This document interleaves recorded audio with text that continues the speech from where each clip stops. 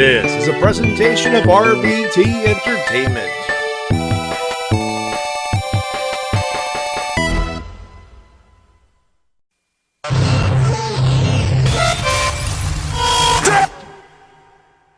This isn't about the dead, it's about the living. It's about my mother. It's about my sister. It's about my wife. It's about the 14 years it took me to go from undesirable to ungoddamn deniable. You know, they say all men are created equal, but you look at me and you look at Small Joe, and you can see that statement is not true. Because I'm better than you, and you know it. In the back, there are men and women, seasoned professionals, dues paid in full, gunning to be the best. I'll always light the way, and all you have to do is let me in. Oh, a little bit of the bubbly.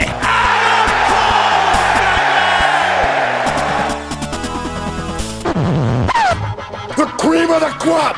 Nobody does it better.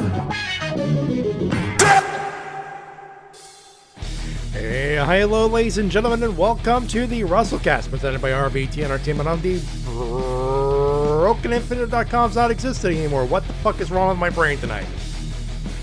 You knew you were going to say it, but you kept on going with it anyways. I tripped myself in the intro.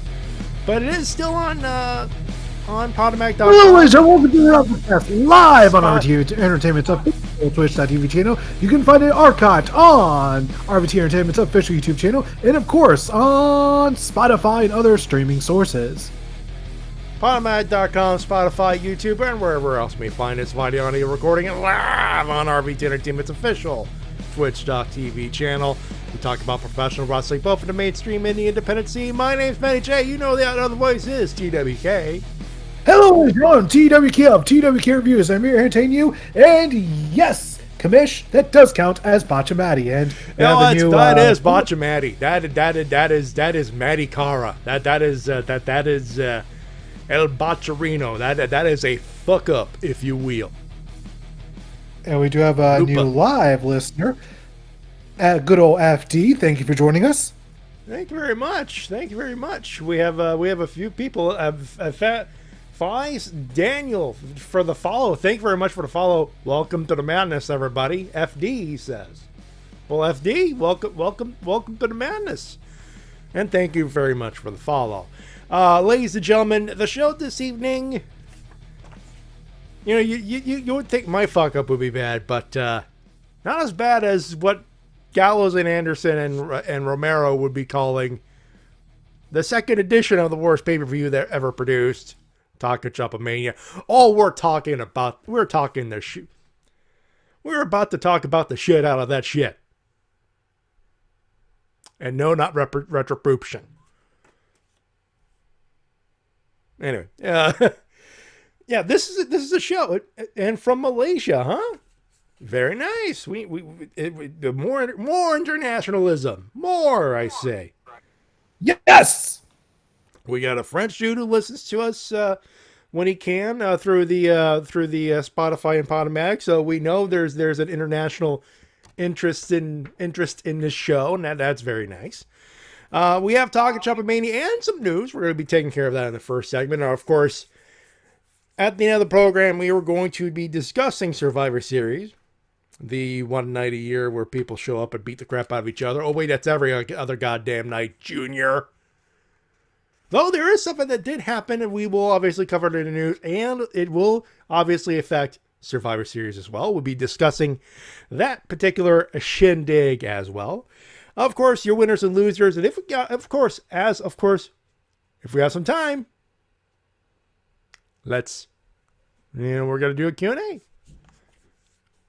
You have any questions? WrestleCast@gmail.com, and all that good stuff. Teed up, shall we kick it off? Push the button, Matty. I'm about to push the button. Before I push the button, I get to introduce what the button is pushed. This is pretty simple. Talk Shop-A-Mania happened, and there's so much stuff. But I can only condense it into one or two clips because, God damn it, you need to watch this show. The replay is available through the Fight app and Fight.tv. You should. It's iPay-per-view. You should watch it. Seriously, you should. That being said, take a listen to what I could only equate as madness. Utter insanity. Take a listen. Yeah! I win tonight, I'm gonna get blowjobs for life! It's ball for a ball! Talking Shop-A-Mania 2 on Friday the motherfucking 13th! His cojones are boom, they're gone. Jerk them off. No, don't jerk them off, you're ripping his balls off. Tear them, just shred. Jerk the balls, right? Jerk it, just jerk it. Let's get out of the fucking truck.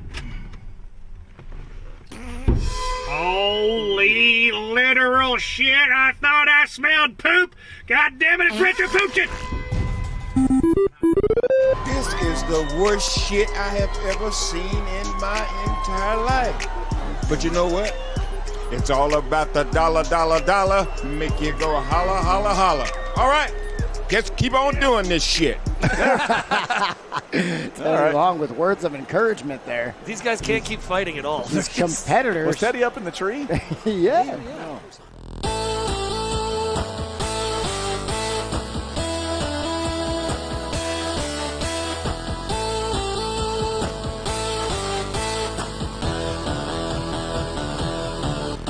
Tell me dirty deeds and the cheap. This was a dirty ass deed, and it was dirt cheap. But goddamn, if Gallows, Anderson, and Romero don't make bank on this second one, my God, I'll be shocked. I mean, they had Clint Bobski. Clint Bobski, of course, they have to go cheap on the poor guy. Regular Yeah, they Uber. couldn't get him his black SUV like he wanted. Nah, they tried. They absolutely tried, but they couldn't. I'm at a loss for words. What can we say about it? I mean, there was a literal lucha death match. Literal, in the case of a comedian who threw a lightsaber through someone else. We do not dare spoil who took the job on that. We got the debut of Circumcision. And here, there will always be an echo. Shut up. That's Anyways, more than we got likely the debut from T-Dub's side. He doesn't want to put on headphones. I won't make him. Anyway. We saw a debut of Circumcision, which consists of Nature Boy Paulie, Triple Nathan Orton, and 1015 Nox Tista. Nox Tista, 10:15. Oh, I was so happy. That was an awesome parody. Retro Pooption, which, Sex Ferguson, holy literal shit. By the way, when it comes to Circumcision, I think Mike Knox might be the best wrestler in that whole group. I mean, Paul Lee is anti-Ric Flair, so it makes sense. Nathan Orton is literally a guy they picked up on, probably picked up on the streets. You want to be Randy Orton for a couple minutes? I'm like, sure. I actually looked up Nathan Orton, and that is his real name. He's a comedian. There you go. Hey, people laughed. Mission accomplished, Nathan. And of course, and of course there was some guy who claimed to be Triple That's the name he chose. Yeah, Triple Yeah, that's what it was. And they even had their own custom theme song. Custom theme song and everything. Makes sense. And of course, there was the softcore match featuring ECW wrestlers. Yeah, okay. We need to introduce this whole goddamn thing, because this whole thing was a segment called the Roll Undershed, which is a clever, not so clever send up of Raw Underground. Which it's literally everyone that showed up that for the one day is, we don't have a match. How about we just do Roll Undershed? And Teddy Long, as you heard in the clip, just being Teddy Long, uncensored. That was awesome. Yeah, and essentially they went with the whole parody of all the other fights now were fake, but these are real. God damn it! The commentary up until the main event, the quote unquote main. Yeah, I just love the commentary. You had, of course, Gallows, Anderson, and Rocky Romero. And whenever they cut to them, like on camera, you'd see Anderson and Romero together, but Gallows, CGI Gallows. I probably tried to do like the Grand Wizard of Wrestling, except drunk. Which, oh my god, that was fucking hilarious. And of course, some of the cameos. I mean, we got Gregory Helms as reporter Gregory Helms. Crime scene detective Gregory Helms. I'm here. I'm here to investigate a murder. Da, da, da. I don't think we ever got a salute. I don't think we ever got a conclusion to that. Oh god. To be continued. When? We don't know. Also, Gangrel showed up for the second pay-per-view in a row as well. Like both Shane Helms and Vampire, Gangrel. Yeah, Gangrel. Which, by the way, that's 2 weekends in a row. Gangrel's on a major thing, Maybe with Shane Helms. and Shane Helms too. Busy. Those guys are getting paid. I'm almost half expecting Gangrel to show up backstage at Survivor Series just to say, well, hi, I'm here. Hello. Okay, he can because he was a part of the ministry. He was. So Yeah, for he a cup might of for a cup he of might coffee. pull that hat For a trick. cup of coffee, but it's possible. He might pull the ultimate hat trick this year. Oh Holy my shit. god. AEW Talking Shop in the which is an indie show, and then WWE. It could happen. It could literally happen. Oh my god. I don't think that's ever happened before. This is fucking crazy. 2020, ladies and gentlemen. Jesus Christ. We're putting over Gangrel more than we ever did in any other episode of this show. Hey, I've Ever. always been a fan of Gangrel. Yeah, Especially, you know what? but It's an awesome fucking theme I have to song. give What can I points tell off, you? though, because I gotta give points off to this pay-per-view because they did not use his indie theme.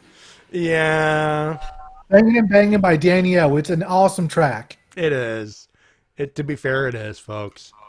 And I have no doubt that they could, like I'm pretty sure Gangrel actually owns the rights to that song because it was literally made for him by Yeah. Danielle. They literally made that song for him to use whenever he wanted. So why didn't they use it? God damn it.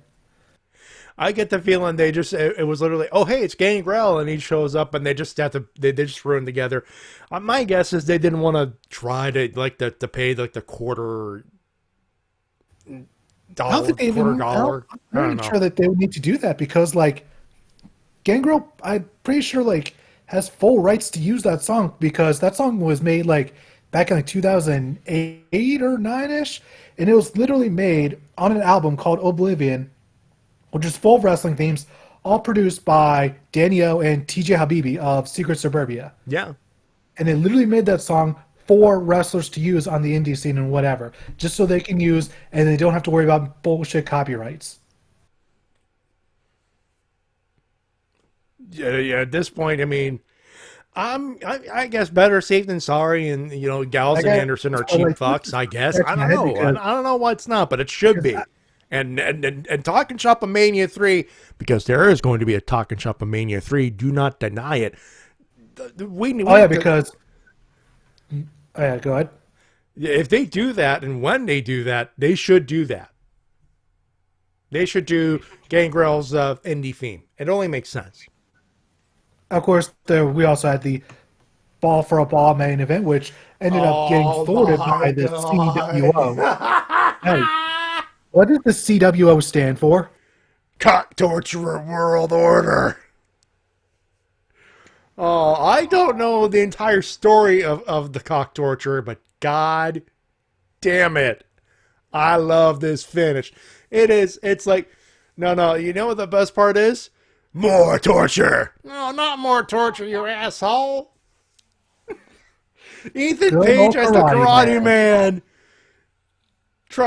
Ethan Page doing probably thinking, I will do the best Ricky Steamboat and be the stiffest karate man ever. More torture, punch. Ah! Also, when I asked if we're ever going to get Ethan Page versus Karate Man, I said someone needs to book that match. I don't care how it's done. And Ethan Page's response is patience. And Ethan Page is the karate man, and I'm like, oh. And we might get Karate Man versus Ethan Page one day. I don't know how they would do it, but yeah. and that's Devin all we McGray in can the say about chat, it. AEW Cross Talking Shop-A-Mania, Darby Allin versus Sex Ferguson. It'd be too high budget.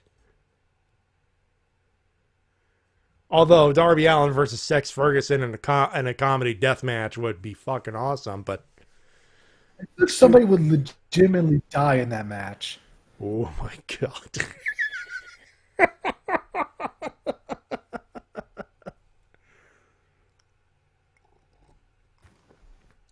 And we need to continue on this bit, but I think that's Mr. all we really Hughes shows can say about up. this. Stang showed up. There's definitely a lot of cameos, and we recommend you put down your $15 to watch it like we did. This is $14.99 for the official replay. This was literally taped, so all you have to do is literally put on the app. Here's $50. You can pay through the app, through Android or Apple, whatever you want to do. And you sit down, and if you're a legal drinking age, have a couple of brew, have a couple of beverages. Optional, of course, but I was stone sober, as was T-Dub, and we're laughing our asses off at most of this. But it is recommended by the creators of the show. Yeah, why not? Open up a cold one, take off your pants, have a good time. Yeah.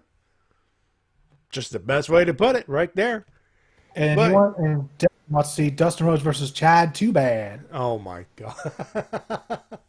In a bunkhouse match? No, Be down.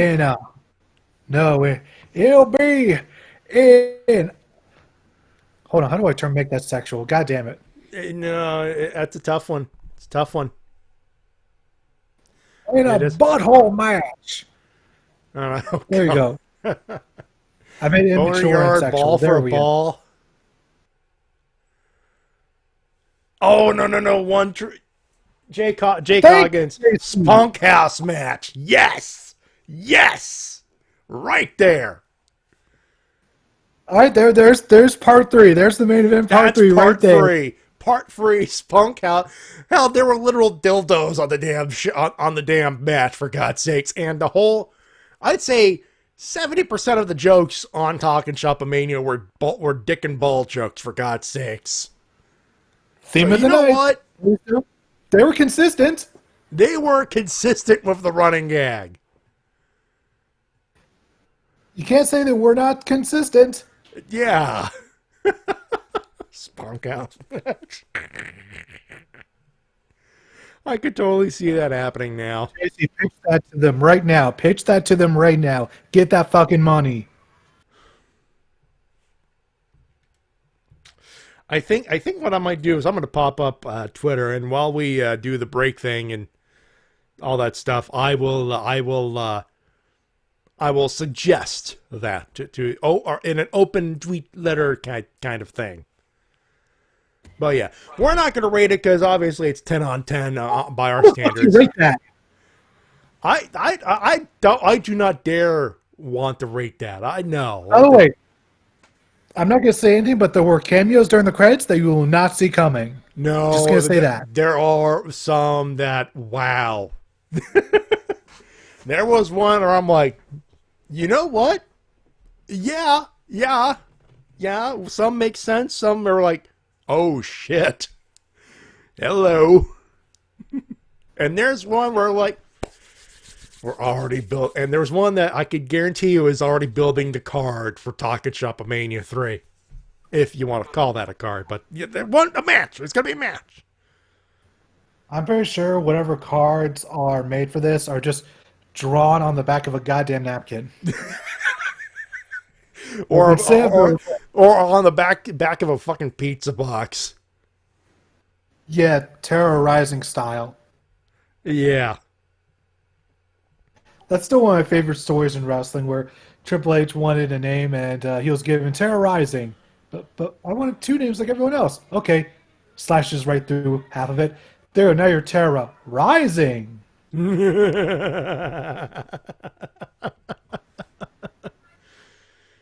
Oh God.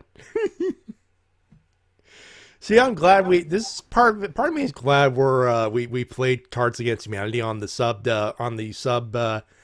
sub show this week, on the Twitch subscriber show this week, because Gear Crystals has been tempered and raw shit in anticipation of our talking of this particular show. But we got to continue with the news. T-Dub, what do you got? All right, first up, let's just get the bad stuff out of the way. DDP and his production crew were accused of bullying and gaslighting by a former AEW employee. Yeah, so this, I said it on Twitter and I'll say it again. I usually don't pay attention to that because it's only one side. And you know what? We'll explain it for what it is. Basically, the T-Dub said that there's a whole statement that was posted on Twitter by the gentleman who basically, by context, he said, "Well, I'm recovering from COVID. I don't know if I will live or not. So I'm bearing my soul. Here's what happened." And I'll let you talk there, T-Dub. Sorry. I read the whole thing through just to be thorough, and what it comes down to is apparently DDP and his crew, because he doesn't name DDP by name, but DDP and his crew are essentially the people who like run the cameras and all that stuff for AEW. Basically, what it is the way it worked out for this one was they are literally the AEW hired a production company to put together videos like the Road 2 series, from last year and year onward.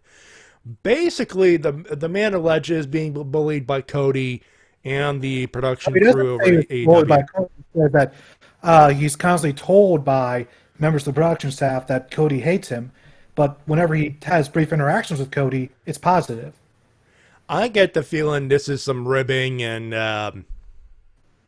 this is not taken correctly. Too far, you think? Maybe a little too far. Yeah, this is the one thing about wrestling that, it does bring good stories, but, when you're just working with, this is one of those, like, I look at this, I'm like, this is either ribbing gone way, way, way, way wrong, or someone who did work with AEW or was paid by the third-party production company, and okay, he probably got mistreated once or twice. I didn't know that it was ribbing, and this was more commonplace than it should be. Or what I think is just another internet troll trying to fuck up AEW because he's a WWE mark. I don't think and at this point, everything is on the table. One thing I do know is I am tired of seeing WWE stands using this as ammunition for AEW, because if you think that this all of a sudden makes WWE look like a fucking rainbows playground, no. Let me just say three letters Not for in you. 2020 JBL. either. Let me just say three letters for you. JBL. Yeah. This is nothing. This is nothing, by the way. This is literally... Cody's a saint. If Cody is a bully as he is being accused, he is a saint next to John Bradshaw Layfield, and most of you know it. Yeah, and by the way, once again, I'd like to iterate that throughout the whole thing that I read, he never insinuated that Cody really did anything. In fact, at one point, he wonders if Cody even knew that this was going on. He literally says, I'm not sure if Cody even knew that this stuff was happening to him. So, like, the biggest suggest is that he keeps on getting gaslit by the production people telling him that Cody hates him, that he should keep his nose down whenever he walks by Cody. He should never say two words to any of the wrestlers and stuff like that. That's the general just to get. And he never named DDP specifically, but he did say that he was bullied by a 6'5" Hall of Famer, which only fits two people, DDP and Billy Gunn. Which kind of makes sense with Billy Gunn, but here's how I see it. If I'm being bullied and the person's, I'm being told to stay away from a person, I'm going to that person, I'm saying, okay, I'll give it a couple of days. And if I run into that particular person, I say, hey, am I in trouble here? Like, is something wrong? It's like, because I've heard that I'm saying, I don't know if I did anything wrong here. I'm defying those orders because here's the thing. Who's the owner of that production company? If it ain't DDP or Billy Gunn, then I'm going to my boss, and if someone says, hey, you have trouble with this person, I'm going, okay, I'll give it a couple of days, and I'll talk to that particular person and say, did I do anything wrong? And I'm sorry. If so, I'm sorry. You know, really feels like a normal fucking human being. Well, judging by his Twitter history that people are bringing up, this guy is far from a normal human being. Which just adds more fuel to my fire. See, I don't believe this shit half. Because I'm like, I look at this shit and I'm like, oh boy, another. This is okay. He's accusing people, and I'm like, two months later, turns out, oh, it's another Will Ospreay situation. And in 2020, with all the shit that's gone down and the actual damage that's happened, I'm like, you know what? No, I'm sorry. I look at this and I'm like, is there a grain of truth? Well, I believe there's a grain of truth here, but I choose not to acknowledge it other than what we're doing tonight. If this is true, someone needs to talk to DDP and say, hey, knock that shit off. If it's not, ignore it. This is just the internet trying to be the internet again. And in 2020, I'm sorry, I choose not to believe the shit that's on the internet right now. One thing that you will not believe that's on the internet is WWE having huge huevos. Because guess what they did this week? Guess what they fucking did? $1,000. You'll get the Undertaker to say your fucking name. Undertaker, he can have his own cameo, unlike everyone else apparently.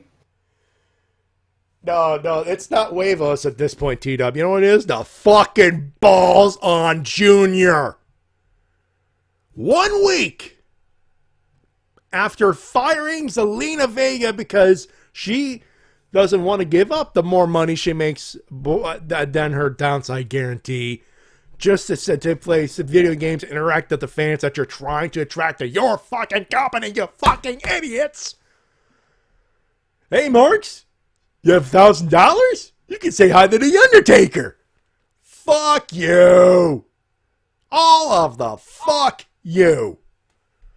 Yeah, all these people, that want to open their own cameos and OnlyFans and Twitch accounts. No, they're not allowed to do that, but our legends, they can just do whatever the fuck they want, I guess. And it's WWE owned, apparently. No, fuck you. Just straight up, fuck you. If I'm Paige, I'm on Twitch right now, hitting that live button and saying, fire me, bitch. By the way, if I'm anyone with a Twitch account, I'm doing the same fucking thing. I'm going on Twitch. I'm going on Twitch that fucking Monday, and I'm going, fire me, fucker. $1,000 on Cameo. Fuck you. Just as in a follow-up, Zelina Vega did have a really long discussion with the head of SAG-AFTRA. Good. And I can't, but with the way that it was all out, I can't help but feel like something has to give within the next several months. It feels like something has to give. I'm not sure what, but something has to. Brian Alvarez from Wrestling, when he hosted Wrestling Observer Live, he actually spoke with a member of SAG-AFTRA, and actually one of the presidents of a local chapter, and he talked with Rocky Romero, who is a member of SAG-AFTRA, which is the Screen Actors Guild and Actors of American Federation of Radio and Television Artists, or Television and Radio Artists. I'll get Nicely done. Second try. But yeah, there's a whole episode, and he had the interview is up on YouTube, and so is the discussion that he's had, or the recap of that discussion. It was an exchange over email. Obviously, there's going to be negotiations and all that stuff, and this will be a very different thing, especially with professional wrestling. But at this point, someone will have to stand up to Vince, because at this point, Twitch, in an era where you're firing and you flat out fired your entire live events department, and basically your house shows are fucked. And at this point, WWE is a television company, really. At this point, yeah. And at this, and you want to be, if you want to be pedantic about it, they've been a production company ever since the pandemic started. When you want to be technical about it, I look at this, T-Dub, and the one thought that prevails in my mind is these fuckers couldn't leave well enough alone. For some of them, it's how they keep their morale. Yeah, because otherwise they're just stuck up in their home for the entire week.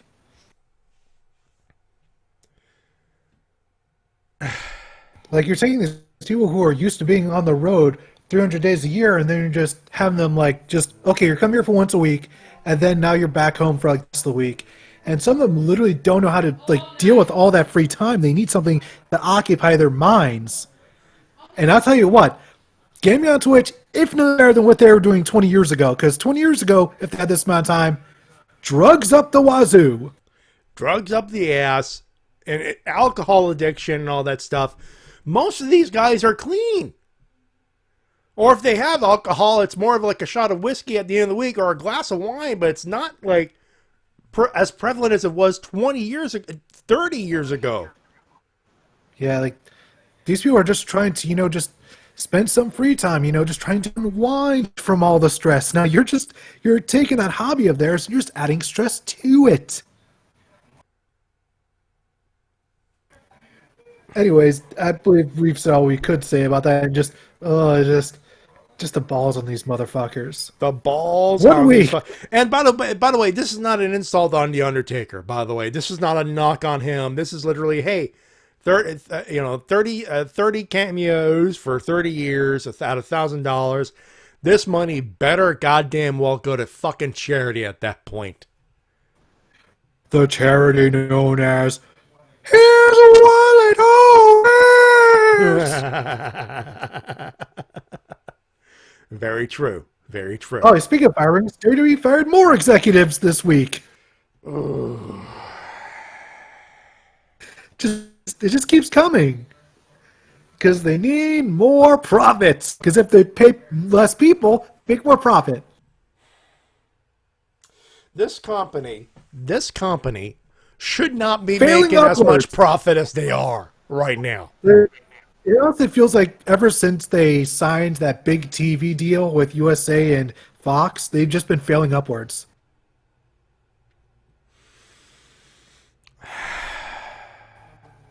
And some better news, I suppose. You're a winner and T-Dub? Uh-oh. I think we lost T-Dub. Yeah, it looks like we lost him. I'm gonna switch this over to this over here. No! There we go. Try it again. Check 1 2 3. Check 1 2 3. Check 1 2 3. Can you hear me? Yeah, now I think we got an internet derp. Oh, god damn it. Because I could hear you the whole time. I couldn't. That's right, anyways, as I was saying, right, try your winner and new WWE champion, Drew McIntyre. Big Daddy Drew. That's right.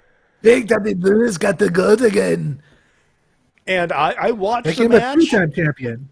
Folks, you got a good match on Raw. A damn good one at that. That was a solid main event.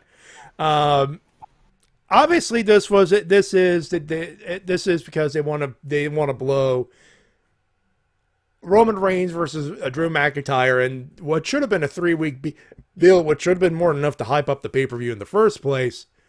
But now, obviously, it's Vince, so fuck you. Orton gets it for a week. Why? Because fuck you, that's why. The only reason I can think of why Orton won the belt is just because he lost 3 pay-per-view matches in a row, and they just didn't want him to lose a fourth, I guess. Despite the fact that he's a pretty much a lock-in Hall of Famer at the Famer anyway. He don't need another fucking win. Vince is a fucking idiot. That's all I'm gonna say there. Yeah. Speaking of being an idiot, remember when I believe there were stockholders of WWE that were suing WWE for the whole Saudi Arabia nonsense? Oh, I have not heard of this. Yeah, like that happened like last year, I believe. Yeah. There's an update on that. They settled out of court for like $38 million. Jesus Christ! Let me just make sure I got the story right. 1 second. Yeah, 38 mil.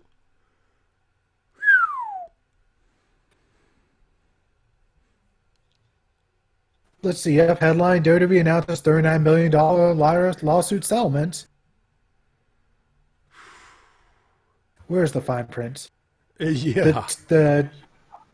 Let's see. Settlement payments subject to court approval. Yep, $39 million, inclusive of all plaintiffs' attorneys' fees and expenses and settlement costs.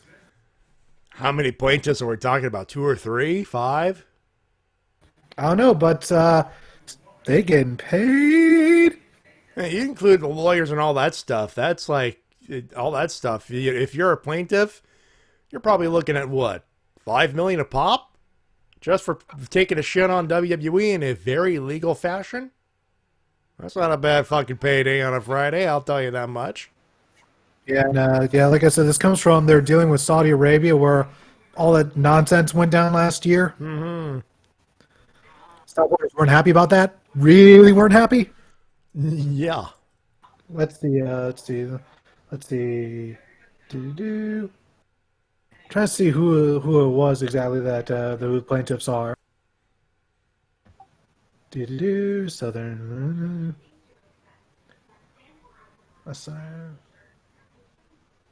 It doesn't say. God damn it! All it says is plaintiffs. Stupid legal. I get the feeling they don't want people to know, especially with that amount of money. Yeah, I suppose when you make them, it make you a little bit sorry. Anyways, guess what's back?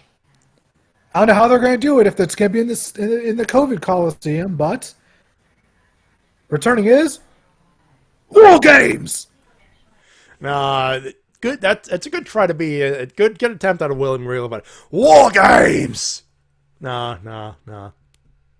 Well, we'll have to call it a bit. But yeah, War Games. Takeover War Games. December 9th, Sunday. Takeover. Pay-per-view. One of the matches was announced as a network, quote-unquote, network exclusive. It's the Undisputed Era, Adam Cole, baby, Kyle O'Reilly, Bobby Fish, Roderick Strong. They're back. They came back on NXT this week. And they're taking on Oney Lorcan, Danny Burch, Pete Dunne, and Pat McAfee, who is going to fucking die in that fucking cage.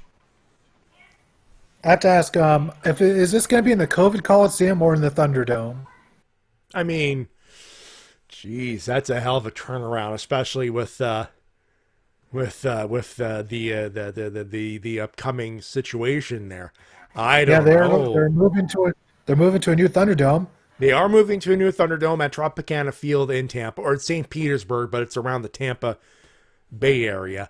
I don't know. That's maybe they do it in the Thunderdome because they have they could logistically pull that off. But or they just do it in one big fat fucking cage at the Performance Center at the Capitol Wrestling Center. But at this point, and JC brought it up. Shotzi Blackheart is going to be leading one of the women's teams. Yeah, the way they announced it was at another ad, but using Shotzi Blackheart, which I guess she's the unofficial mascot of NXT now, which kind of makes sense. And they used War Pigs by Black Sabbath. Fuck yes. Just like witches at black masses. People gathered in the masses. Ba-bum. To buy paper for their asses. Ba-bum. Ba-bum-bum-bum. Sorry, I'm quoting a meme from earlier this year, which I believe it was 10 years ago. So I apologize for the deep cut. Anyway, Also returning on the show was Finn Balor. Yeah, he came back, and Pat McAfee's crew saying you're done, you're fucked, and well, Balor said, well, hey, the cat's back, bitches, and look who that drug in, and that's how they did the brawl with the Undisputed Era, and Pat McAfee got a foot to the fucking face, Adam Cole, baby. Oh, that was a missed opportunity to change Undisputed Era's theme to Look What the Cat Dragged In by Poison. Oh, fuck. Oh, and they have all the money in the world. They could afford it. Ah. I don't think Poison's worth that much nowadays. What, $10 and a half ham sandwich? Fuck that. If you gave them $100 and all the Subway they could eat for a month, you get it for life. But oh well. Yeah, Undisputed Era's back together in full, and Finn Balor's back, who you'll be defending his title against in the future. Who knows? It's in the build up to take over, so there will be that, of course. Guess what was released this week? The PWI Top 10 Tags. Top 10 tag teams? Yep, from Pro Wrestling Illustrated from PWI. Yeah, Pro Wrestling Illustrated. You got it. Yep, top 10 tag teams. Let me just go through the list here. Number Actually, 10, hold on. Actually, before we wait. Time. We're gonna do it right. How about we do it David Letterman style? I think we ought to. I think we got to open like that. I think we have to. I think we have to. Well, no, I didn't.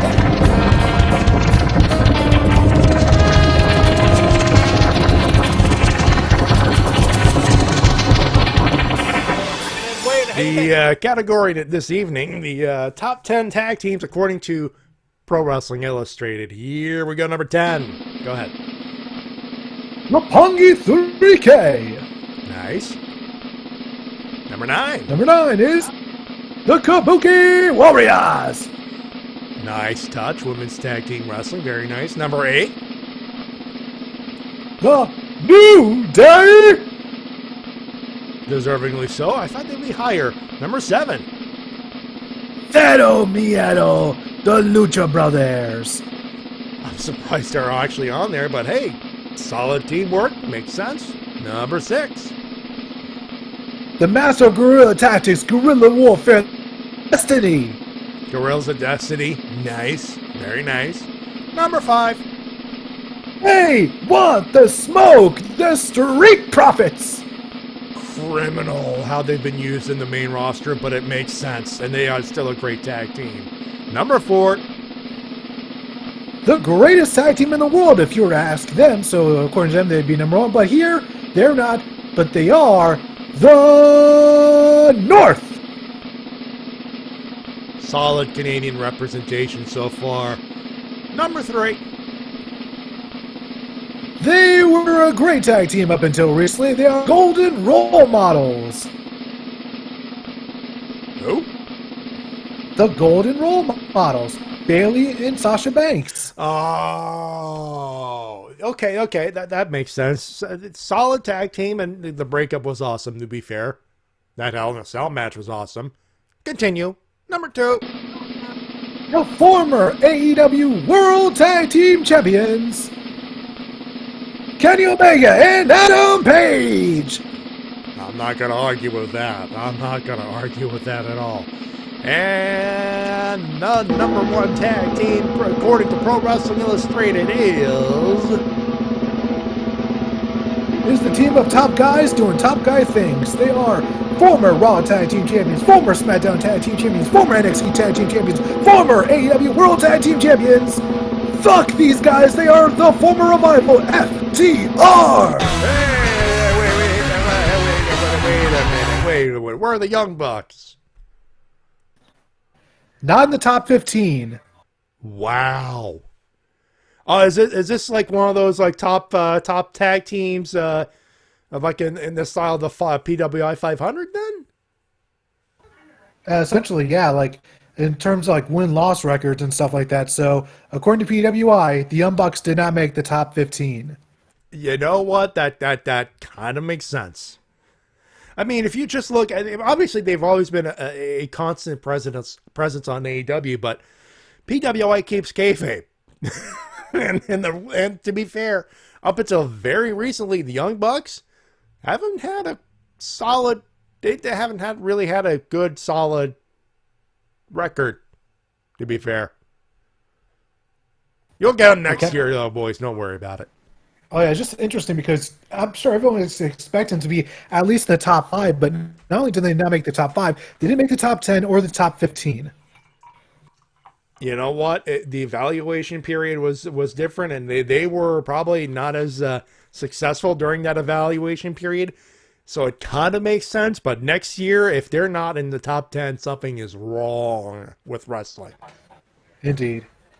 Moving on over to AEW, we have a new champion in All Elite Wrestling. We do. John Silver. Yeah, being the Elite Champion, it was...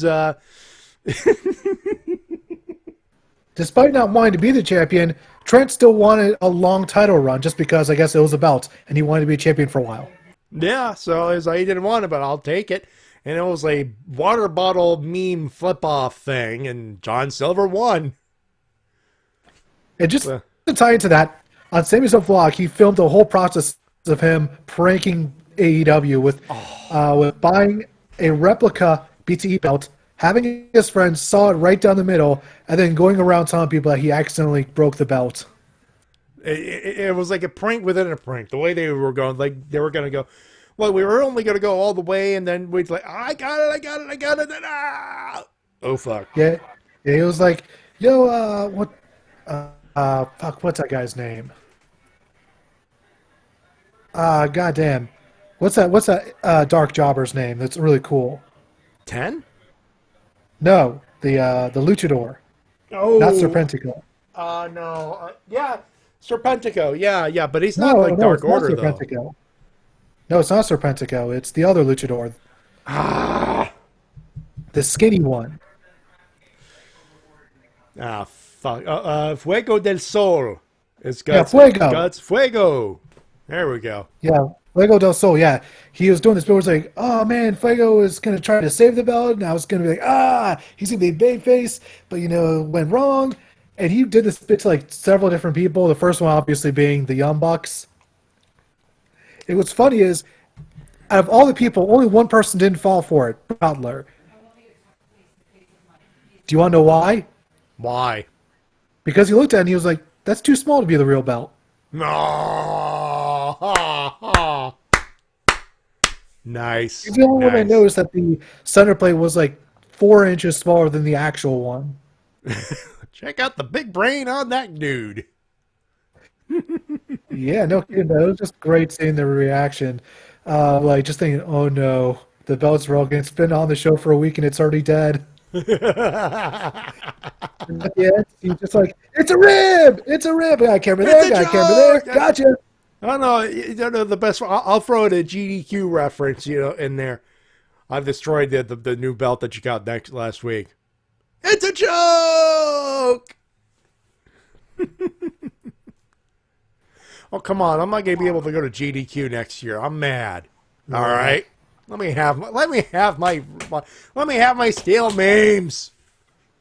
Something that'll cheer you up is the fact that Death Triangle has reunited. That was a beautiful piece of business that would happen on Wednesday. So the whole thing is Pac versus the Blade, which that match, awesome.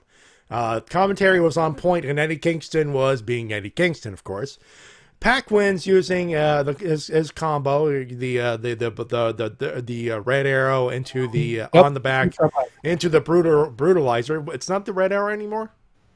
No, he didn't use he didn't use the black arrow. He used the shooting star press. Oh, it was just a regular shooting star. Okay, but it was a shooting star into the brutalizer submission. And of course, Eddie Kingston and Butcher beat. Of course, yeah. Pac goes picks up a mic, wants to stare down Eddie Kingston. Hey man, you and me. And before he even gets the words out, Butcher shows up, and of course, Ray Phoenix beats up because he's all kinds of pissed off at Eddie Kingston because Eddie Kingston's a prick, according to Ray Phoenix, of course. And here comes Pentagon, who's been sweet talked by Eddie Kingston, and chair gets thrown to Eddie's face. Eddie did not get it up to his face, obviously. And Death Triangulo de la Muerte is back. I know I just literally described the whole thing, but that's how it was, and it was awesome. And something that's also awesome is that we got like 3 different women's storylines now going on in AEW Dynamite. Good, you're finally picking up steam. I'm of two minds of this. One, they actually have like actual storylines, actual development. Nice. Yeah, first up we have Jade Pillmanizing Brandy's arm. Yeah, and I'm glad I'm not the only one who uses that still. Very nice. What a word to describe it. Like whenever you put someone's body part in a chair and you stomp on it, that's Pillmanizing it. I'm sorry, that's what it is. That's coined because Austin Pillmanized Brian Pillman's ankle because in real life, he couldn't use his ankle anymore, so it kind of makes sense. But still, Jade last week cut a curious promo. This week she's showing some more heel tendencies, which is nice. Some fire. She's got some fire to it. She's got some heat going, brah. And of course, the match itself, the NWA Women's Championship, it was Thunder Rosa versus Serena Deeb, which was an excellent women's match that happened at 9:30. God damn it, Tony Khan. What have I told? They could open the show with that match. So that's could, like, and it was an excellent. It's probably the best match of the night. So this is part of the. And of course, in the meanwhile, Britt Baker's fucking around with Thunder Rosa because it's Britt Baker. She'll fuck around with anybody. And the post-match, there's a brawl between Britt Baker, who decided, well, I didn't do anything. I'm at ringside. Punch. Thunder Rosa shows up. Punch. Brawl. And everything's nice. Like that's 3 things. That's not it. That's not it. There's one other thing. Then we got a promo with John Silver and Anna Jay saying that they went to Tony Khan. Like Brody Lee went to Tony Khan saying that he demanded a championship match for Anna Jay. So next week, AJ versus Hikaru Shida for the AEW Women's World Title. So I guess technically 4 things. So 4 things. But here's the thing, and this is where I am morally in my mind obligated to hit this. Because this is all nice and all, but this is all great, but can this stuff not be at 9:30? Is this a demographic thing where it just works better at 9:30? Can this start the show? Could be like in the middle of like at 8:30 or 8:15 after the opening promo or opening match. This shit could be anywhere, but you keep putting it in a throwaway slot at 9:30 p.m. So, what's up? Am I missing something here? I don't get it either. I don't get it either, really. There's someone at AEW saying, no, this match will work better at this time. This will work better at this time. Can we open the show with women's wrestling? Like, you guys, the people will follow. They'll tune in. Yeah, just especially because usually open with a large crowd from the previous show. So I think it would be great if they got to expose their women's wrestling to a really huge audience. So, before we continue, actually, because I just realized I forgot to do something before we even got rolling, and we're deep into the show. Fuck. Yeah, that. Do you have anything else? Oh, yes, I have quite a few other things. So, keep going with that, and then we'll announce it once we're done with the news. How's that? How's that sound? Right, next up. Oh, I know exactly what you're talking about. God damn it, we should have opened with that. I know. It just happens when we get excited over some talking Shop-A-Mania bullshit. Yeah, we got excited, and then, oh shit, I should open it with that. And I just looked at my cue card, I'm like, oh, fuck, I forgot. Anyways, Sorry, Shin. Anyways, next up, Inner Circle took over Las Vegas in a couple segments. Keep going. Yeah, I was going the one who goes into detail, but fine. Like we got the drink off between Jericho and MJF. We had Wardlow, Jake Hager just essentially giving each other lovers' eyes while beating up random passerbys. We got an Elvis impersonator who, for some reason, was not the honky tonk man. Yeah, this was literally an Elvis impersonator, and also, there's like there's the steak order off. It's like, okay, I want this, I want that, I want this, I want that, and then they went with Everclear. So, Matty, I'm not a drinker, so what is Everclear? Pain. Basically, it is a notch above moonshine, as it was demonstrated in those segments. Everclear, never once. Are you speaking from experience, sir? No, and I hope never to speak from experience, but I have spoken to one or two people, and Shin Tiger Curl has said it. He's had Everclear once. Never again. Well, then I'll take their reactions as legitimate. And at one point, they got high in a limo with Conan. Yeah. Conan showed up with Proud and Powerful. That was a nice little nod to their tag team past, and I marked the fuck out of that. Oh, yeah. And, of course, then the night with them getting passed out. Hangover scene, which, yeah, you knew it had to happen, but it was one of those, it's Inner Circle being comedic heel jackasses. Oh. And, of course, like a baby, because of course he was. For a second, I thought that was our buddy Zach McGibbon, Gibby. God damn it! I know. It's one of those like, wait, Gibby? How the fuck did he? Oh, wait, it's Hornswoggle, that's Gibby. He's not that tiny. T-Dub, it's a running gag. Even he knows he can run with it every once in a while. Shout outs to Gibby, and This Is Wrestling over at TSN Radio podcasts there in Ottawa. They're kicking ass over there, and that is awesome. Indeed, and of course we ended the show with Will Hobbs joining Team Taz. Yeah, so it was a tag match. Stuff happened. Taz got pissed. Cage pinned Darby Allin. And more people got beat up, and Will Hobbs showed up late again, and then he realized, I'm not going to use a chair, fuck you. Picks up the FTW title, teases Pac versus Will Hobbs, and nope. T-Dub, Spoonie betrayal or Firefly betrayal? That's been the dilemma on my end. We don't use that clip too often on here. Firefly? Yep. Firefly. Curse your sudden but inevitable betrayal. Although, to be fair, it wasn't exactly inevitable, but there wasn't too much heat, so it kind of makes sense. This it's an interesting dichotomy. There's rumors that there might be a 6-man tag title coming to AEW. I will believe it when I see it, but just the tag team possibility of Will Hobbs and Cage, dude. Yeah, it could be a tag team whilst Ricky Starks goes after Darby Allin for the AEW TNT title. It makes sense. Yep. And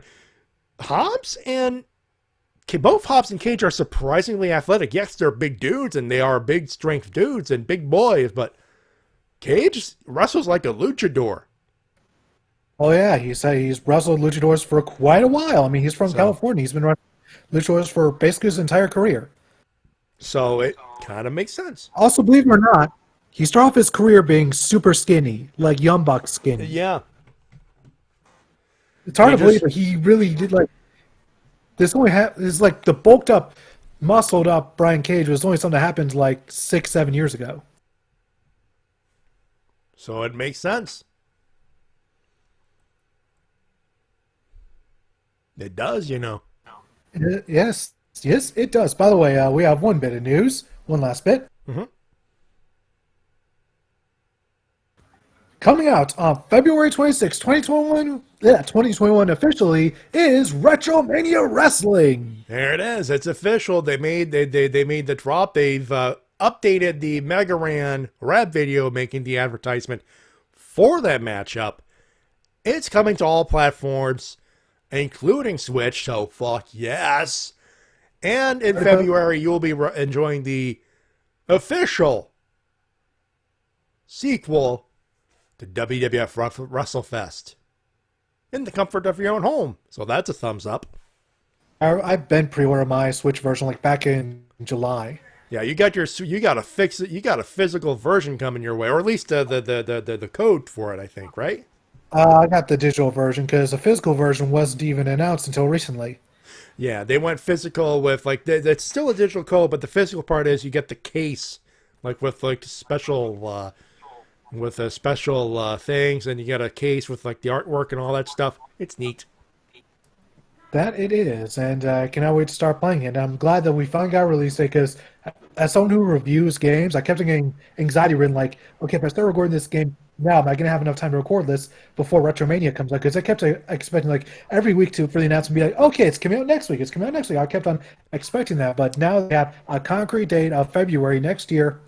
I'm set. I know T-Dub is hype. T-Dub is officially hype. I can play this game, and I can set my schedule for whatever reviews I want to do for the next few months. Yeah, you could schedule that shit, and when it comes out, you are pen, paper, and remote ready to go. And this is probably our longest news section since we've returned. In a while, yeah, in a while. And then again, we're probably going to spend 5 minutes on Survivor Series. So I guess no Q&A, but before we do switch it up, you can send us questions through the email if you send an email at thewrestlecast@gmail.com. Whenever we do have time for a Q&A, there's always a delay with the live feed, with the live show and our chat. So if you wanted to send us a question so we could read it while we wait for questions from the live show, you can. thewrestlecast@gmail.com. Now, the announcement I'd alluded to before we got too carried away with talking Shop-A-Mania. Fuck you, buddy. Fuck you, buddy. Ball for a ball match. Anyway, before we got carried away with that, I contacted T-Dub. I just realized I had an epiphany. We've had Shin Tiger Curl on this show as a regular guest pretty much since the beginning of the show itself. Literally in year 2, he was a regular, once every month almost. And it came to mind. It's you know what? Why don't we just bring him on as a permanent third member of the show? Yeah, it's been a while. This was started as a 3-member guy, and it came 2, and then 3, and 2, and 3, and then it's me and T-Dub. So it only makes sense. I asked T-Dub if he was cool with it. He said it so. I went to Shin. He said cool. I brought it up to the Shades. He said cool. So since this was a very last minute, I did not put any pressure on Shin joining us for the show this week. However, of course, the invitation was obviously open. But starting next week, the third man if you've seen it, the third man joining us on the WrestleCast every week will be one and only the man in the straw hat, Shin Tiger Curl. Don't know why. I do not know why it took so long for me to finally go, maybe we should have him as a third. But it's done now, and starting next week, he will be here. I was kind of hoping he would join us, but it was I literally sent the message at 7:30, got everything confirmed about around that time. And he told me that he wasn't exactly in the right headspace. So I said, take your time, but starting next week, come on board. You're in, pal. So there it is. Congratulations, Shin Tiger Curl. Looking forward to the comedy next week, and this is going to be fun because we're reviewing Survivor Series next week, and of course, the wacky craziness that is professional wrestling in 2020 and 2021 is going to be wacky craziness. Yeah. Daniel Bryan keeps his streak alive of being master of the small package. Nobody can beat Daniel's small package. Phrasing. Boom, and both T-Dubs out. He's got a hell of a small package pin, that's for sure. Yep, thank you, Twitter, for filling me in on WWE, so that way I don't have to watch it. And this is why I just watch on YouTube whenever people says, hey, you got to watch this thing. I was like, cool, I'll watch it on YouTube. I ain't watching that shit live anymore, folks. Please tell me you watch it with ad block on because WWE don't deserve your ad revenue. On YouTube? Yeah. The ad block, I pay for premium now. So the money goes, if of the $10 a month I pay, they probably get like a penny out of it instead of like the average revenue they're supposed to get. Why? Because fuck them, that's why. It's fuck you, Junior. You've already fucked your people out of enough money. You don't deserve any more. You're already a billionaire. God, what do you need more money for? You're a billionaire. It's public funding. You got to keep more profit or you'll lose money for whatever reason. Business. Bullshit. That being said, we're going to take a break. When we come back, Survivor Series. And hey, it's been a while since we had an ACDC thing. We had Dirty Deeds for talking Shop-A-Mania. And I get an 8-bit version of the theme song to Survivor Series. Yay! We'll be right back. Do not go away.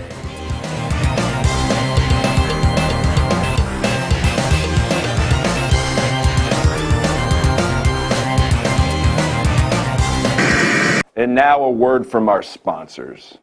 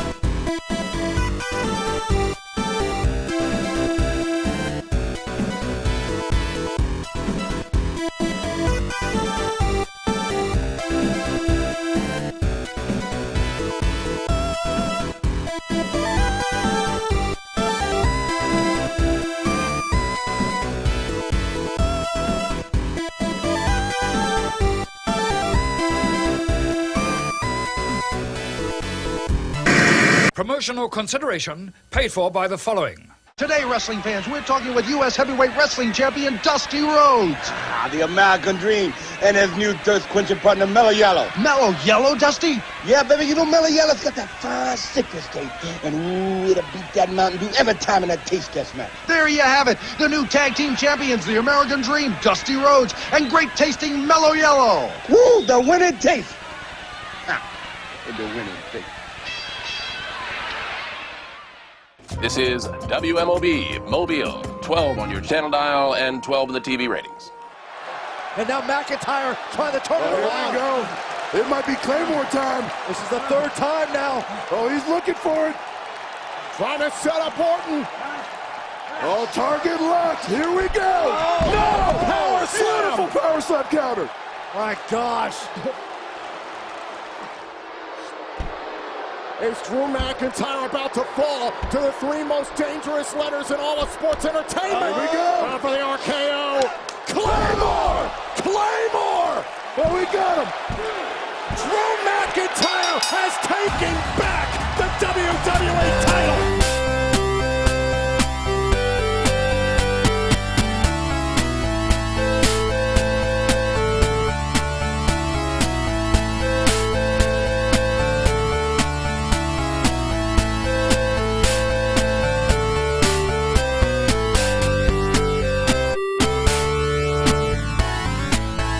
Back here at Wrestle Cast, RVT Entertainment Production, Podomatic.com, Spotify, YouTube, live on Twitch.tv. That is some new AC/DC, by the way. Didn't take about all of 3 weeks to get that shit done. AC/DC Shot in the Dark. And people say, oh, it's the same song all over the place. Yeah, it is, but it's AC/DC. It's a banger, and you know it. I wanted to note something that JST brought up. I forgot to tell this story. Yeah, Drew walked out with Vince's sword. There's a whole story behind that, and here's what it is. Yeah. So, he did a sword for Drew McIntyre to come out to with a prop. They couldn't find one, so Vince just goes, oh, use mine. Because apparently he just carries one around, I suppose. In the trunk of the limo. It's in the trunk of the limo, pal. Hey. Who just carries a sword around with them? Who? Vincent Kennedy McMahon Jr., pal. I guess you never know when you're going to need one. Look, I'm not even gonna try to explain this shit. I just read that. I'm like,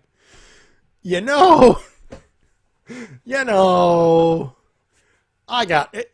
Batshit crazy billionaire. What can I tell you? Fucking Junior, for God's sakes. No, nice touch, to be fair.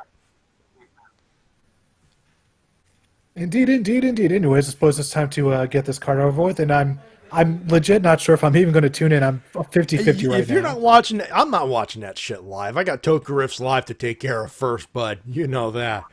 But it is Survivor Series, and you know what? It's got a couple of good hooks. It's, of course, the one night a year that Raw and SmackDown superstars fight each other, which is bullshit, but it's their tagline. And this whole thing, and the special attraction, The Undertaker's official farewell. 30 years ago, Undertaker debuted, and this is the farewell of farewells. He's done. Bye-bye, everybody. So the Undertaker shows up. It's gonna be a thing. I don't know what to expect there, but it is part of the card. Go ahead. And then Randy Orton RKO's the Undertaker. Because Vince can't quit the Undertaker, even if the Undertaker says no more, no mas. I just hope it doesn't happen. I'm like, let's just have a fine, wonderful farewell of a guy who's fucking earned his fucking retirement, for God's sakes. He can barely walk. He could barely walk. He had a wonderful send off, for God's sakes. Ended there. Please no angles with the Undertaker. Just none. We're done. Like, they don't even have Sting anymore for points. Sting's done, and he's had it in there. Vince added, until Vince goes like, no, fuck you. Taker's done. He said it in interviews. I saw him on Hot Ones. We'll get to that in a couple of seconds. But, he was on Hot Ones saying, I'm done. This is literally just saying, I'm just saying my farewells, one more hi to the boys, and beyond that, I'm just hanging around, helping the new generation. I'm not wrestling no more. Not competing. I'm done. D-O-N-E, capital D-O-N-E, done. But that's the special attraction. The card itself, there's no main event set per se, so we'll just go with McIntyre and Reigns as the main, which does leaves us the pre-show, which is a dual brand battle royal with participants to be determined, aka the people who didn't make the fucking pay-per-view. So I'm not gonna speculate on what the fuck that will be. They will have, I don't know how to bring this up, but we got some championships, and we got some people, we got some things, we got 5-on-5 Survivor Series matches. I think we'll just preview from top to bottom all the way to the main event of the match number 6 here. So we got Team Raw versus Team SmackDown, which is the 5-on-5 men's Survivor Series match. Team Raw consists of AJ Styles, Keith Lee, Sheamus, Braun Strowman, and Matt Riddle. Riddle. Fucking A, man. Jesus or as Ross calls him, Riddle. Team SmackDown, my boy Kevin Owens, Jey Uso, King Corbin, Seth Rollins, and Otis, who was added earlier this evening. The King Corbin thing? It's been over a year. God damn it. Vincent Kennedy McMahon Jr., asshole. Ow. I'm not going to predict these things at this point. I don't know what the fuck they got going in for this one. And it's not like it fuck. Year, huh? It's the one day of the year where the points are made up and the winner doesn't matter. Yeah. The 5-on-5 women's match, Team Raw has Nia, I'ma fuck up Lana's back, Jax, Shayna Baszler, Lana. Spoiler alert on what's going to happen at poor fucking announcer's table. Oh, Lord. If there were crowds involved and all that stuff, that would be a Spanish announce table bump right there. Right there. Let's not even try to pretend that's not going to happen. Lacey Evans and Peyton Royce complete that. Which, by the way, Lacey Evans and Peyton Royce are a tag team. And you broke up the Iconics. Why? Oh, I'm sorry. I'll answer my own question. Junior, goddammit. Why? Team SmackDown, Bianca Belair, Ruby Riott, Liv Morgan, Bayley, and Natalya make the SmackDown matchup. Bobby Lashley takes the United States Heavyweight Champion. Bobby Lashley takes on our boy Sami Zayn, who is the Intercontinental Champion for SmackDown. Should be quite fun. Asuka takes on Sasha Banks.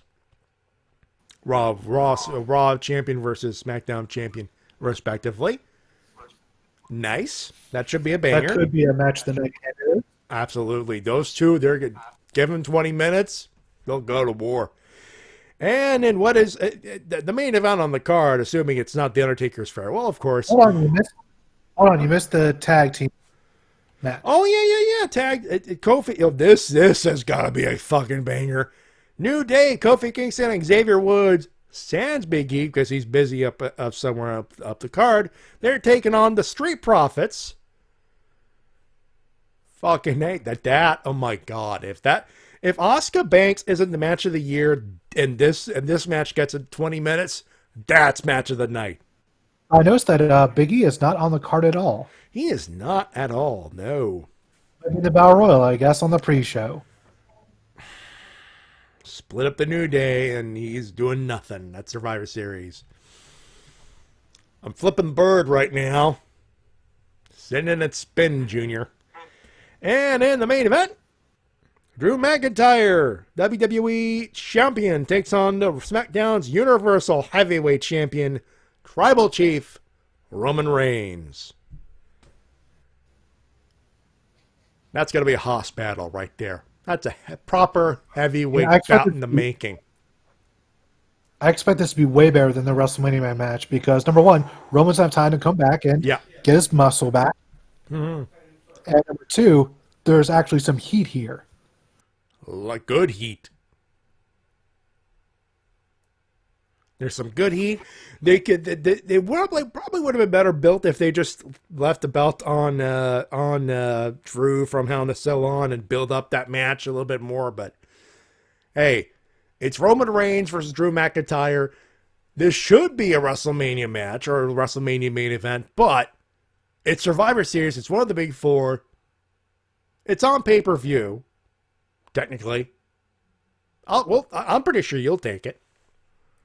Should be on Hell of a Match. Yeah. But yeah, that's the card. If you choose to watch it, I mean, it's not gonna matter unless they want to build up more stuff. But there's only one thing of significance that could really happen on this show, and that's Roman Reigns beats Drew McIntyre, and then as Reigns is walking to the back, out comes the Miz, and he beats McIntyre for the title, and then McIntyre chases Miz all the way to WrestleMania. It could happen. That's the only thing that could happen at this point. Although, the only reason I'm slightly disinterested in that is because throughout the past year and a half, Miz has kind of been booked to be a joke. Yeah.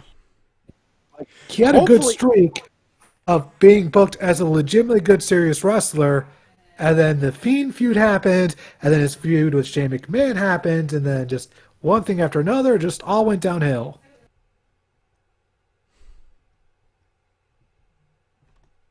Yeah. I mean, and of course there was a feud with Strowman where him and Morrison were both made to look like losers. This is just WWE shit booking 101 right there. Miz deserved better, and if they somehow got a good title run out of him from this, but we'll see. We will see. He's got the briefcase. They're not hot-shotting unless they want to hot-shot that shit with someone else. You know. I know a lot of people just want to see him lose because they're not confident in him being champion, but we've already had years of that briefcase being wasted on, let's see, first it was wasted with Corbin, then it was wasted with Strowman, and then it was wasted with Lesnar. So just, can we have one year where the men's briefcase actually, has a current day wrestler cash in and win? Please, a current wrestler. Even if it is just for a month. Hell, Edge's title win was about a month, and that was a Money in the Bank cash in. It was only a couple of weeks because he cashed in New Year's Revolution and then lost at the Royal Rumble, I believe. Yeah.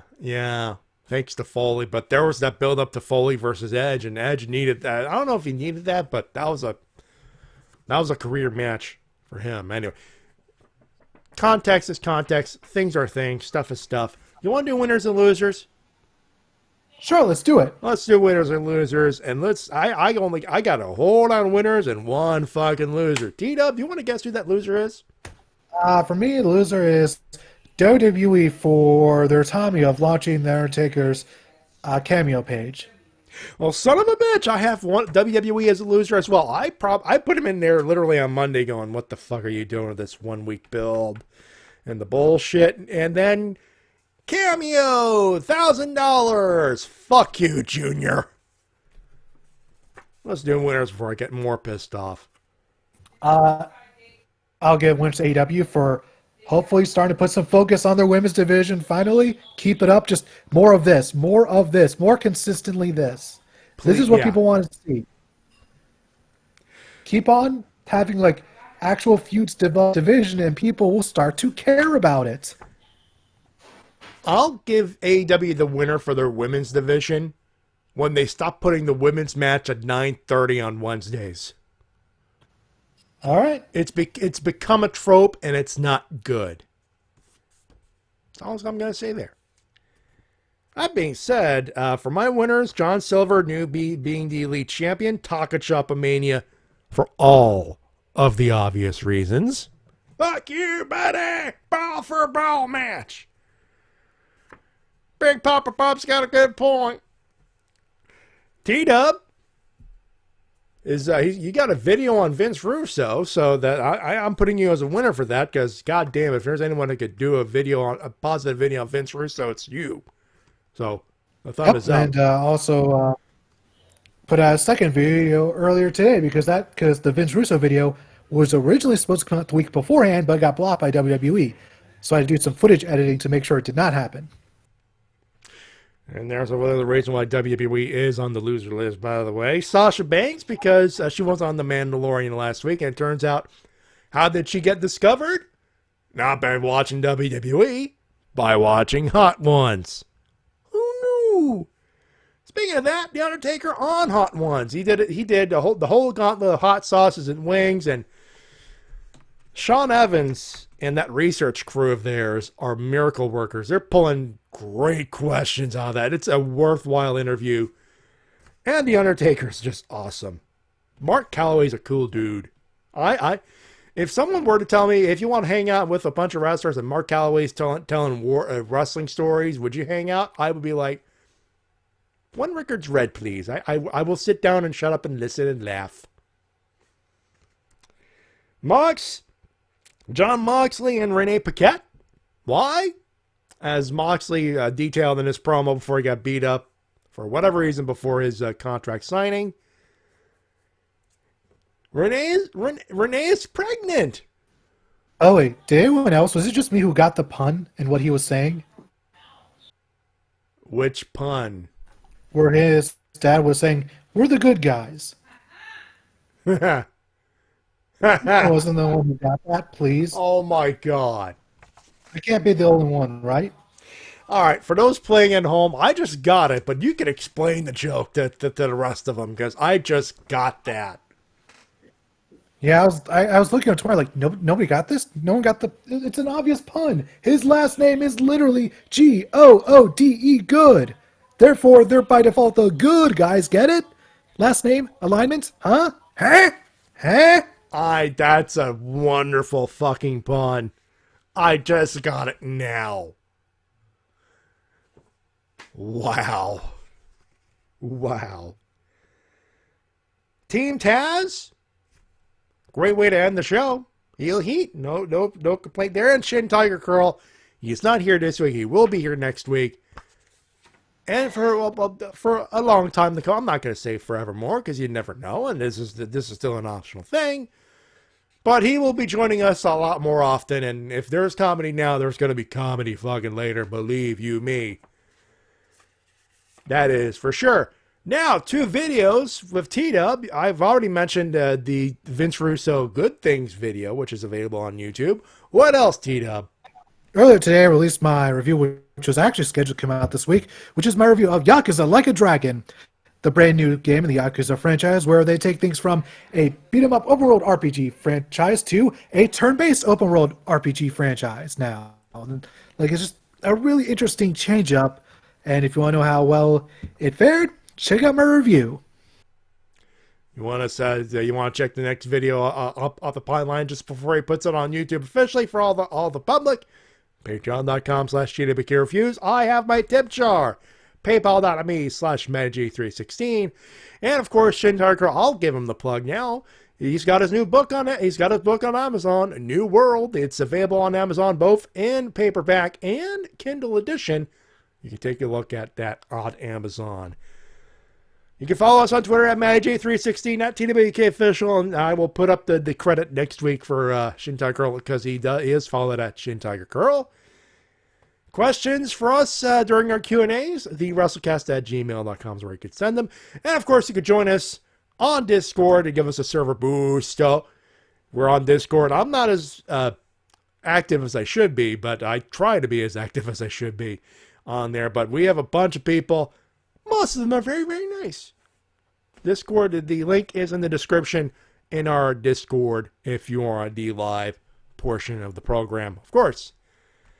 That being said, that's going to do it. I'm going to join the Crystal Company crew in a few minutes. They're not exactly live yet, obviously, but they will be live soon enough. And all of that good stuff. And we thank you very much for tuning in and saying hi to us. We appreciate it. On behalf of my good buddy TWK.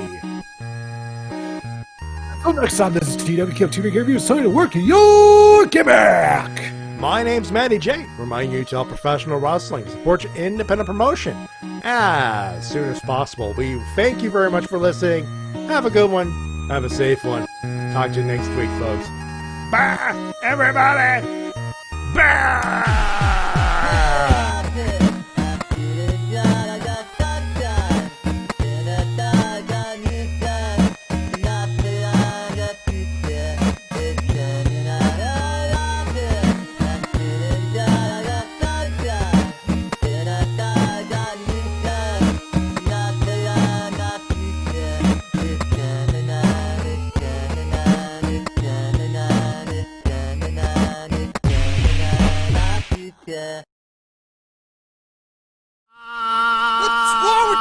Motherfuckers, you guys book a pay-per-view, and you book yourself in a main event, and you bust your balls, rip them off.